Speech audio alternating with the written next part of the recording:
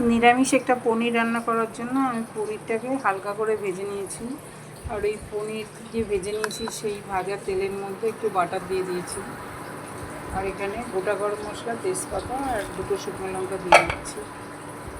এই পনিরটা রান্না করার জন্য টমেটো, কাঁচা লঙ্কা আর কাজু বাদাম দিয়ে একটা পেস্ট তৈরি করে নেব। গোটা গরম মশলাটা একটু ভাজা ভাজা হয়েছে, এখানে একটা ক্যাপসিকাম দিয়ে দিচ্ছি। এই পেস্টটার মধ্যে একটু নুন, হলুদ আর একটু সামান্য চিনি আর গোলমরিচের গুঁড়ো দিয়ে আর একবার একটু পেস্টটা গুঁড়িয়ে নেব। এই পেস্টটা দিয়ে দিচ্ছি এখন। মিক্সারের মেশিনটা ধুয়ে একটুখানি জলটাও দিয়ে দেবো। এই মশলাটার মধ্যে ভেজে রাখা পনিরগুলো দিয়ে দিয়ে আর একটু রান্না করে নেব।